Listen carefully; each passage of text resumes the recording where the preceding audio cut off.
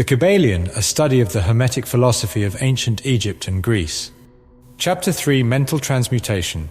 Mind, as well as metals and elements, may be transmuted from state to state, degree to degree, condition to condition, pole to pole, vibration to vibration. True Hermetic transmutation is a mental art, the Kybalion. As we have stated, the Hermetists were the original alchemists, astrologers, and psychologists, Hermes having been the founder of these schools of thought.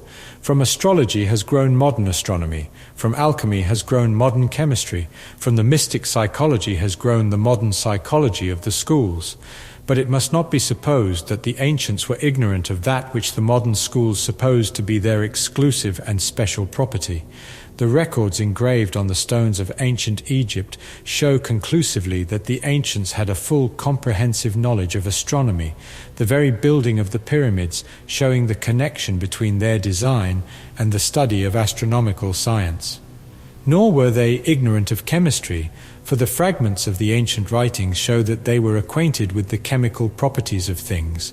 In fact, the ancient theories regarding physics are being slowly verified by the latest discoveries of modern science, notably those relating to the constitution of matter. Nor must it be supposed that they were ignorant of the so-called modern discoveries in psychology. On the contrary, the Egyptians were especially skilled in the science of psychology, particularly in the branches that the modern schools ignore, but which nevertheless are being uncovered under the name of psychic science, which is perplexing the psychologists of today and making them reluctantly admit that there may be something in it after all. The truth is that beneath the material chemistry, astronomy and psychology, that is, the psychology in its phase of brain action, the ancients possessed a knowledge of transcendental astronomy, called astrology, of transcendental chemistry, called alchemy, of transcendental psychology, called mystic psychology.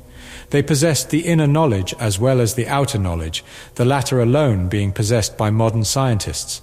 Among the many secret branches of knowledge possessed by the Hermetists was that known as mental transmutation, which forms the subject matter of this lesson.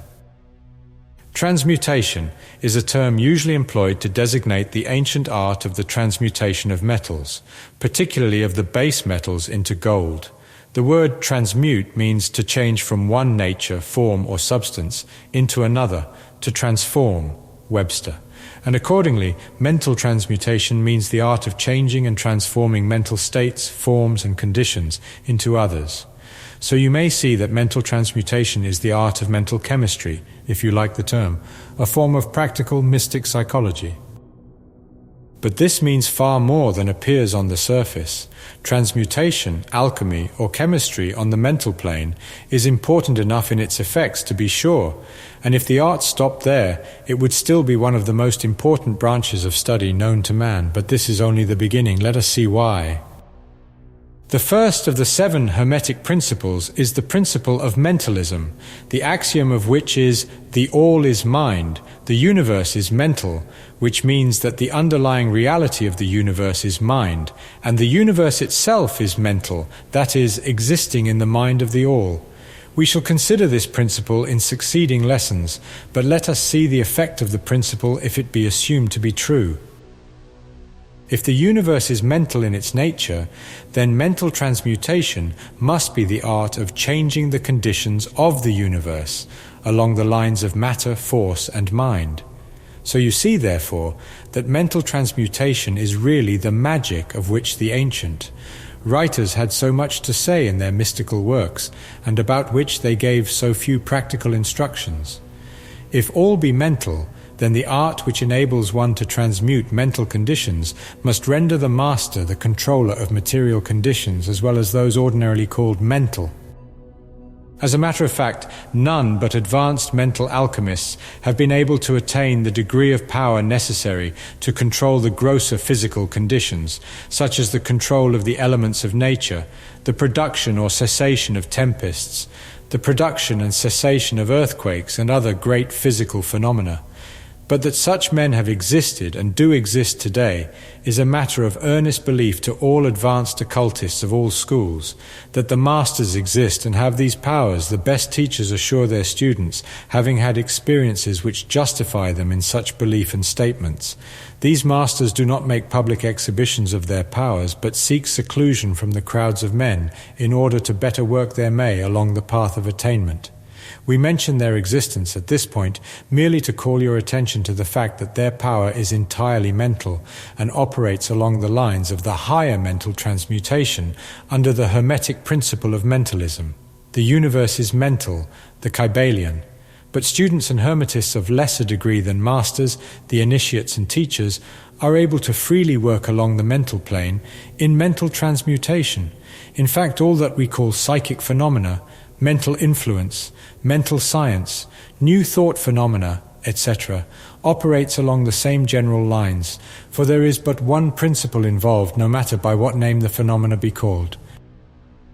The student and practitioner of mental transmutation works among the mental plane, transmuting mental conditions, states, etc., into others according to various formulas, more or less efficacious. The various treatments, affirmations, denials, etc., of the schools of mental science are but formulas, often quite imperfect and unscientific, of the Hermetic art.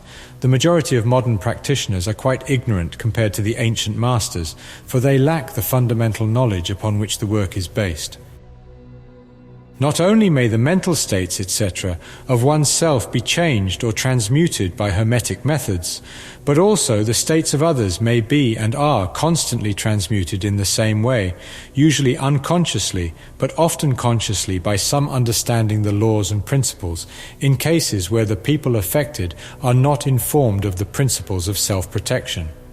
And more than this, as many students and practitioners of modern mental science know, every material condition depending upon the minds of other people may be changed or transmuted in accordance with the earnest desire, will, and treatments of person desiring changed conditions of life. The public are so generally informed regarding these things at present that we do not deem it necessary to mention the same at length. Our purpose at this point being merely to show the Hermetic principle and art underlying all of these various forms of practice, good and evil, for the force can be used in opposite directions according to the Hermetic principles of polarity. In this little book we shall state the basic principles of mental transmutation, that all who read may grasp the underlying principles, and thus possess the master key that will unlock the many doors of the principle of polarity. We shall now proceed to a consideration of the first of the Hermetic 7 principles, the principle of mentalism, in which is explained the truth that the all is mind, the universe is mental, in the words of the Kybalion. We ask the close attention and careful study of this great principle on the part of our students, for it is really the basic principle of the whole Hermetic philosophy and of the Hermetic art of mental transmutation.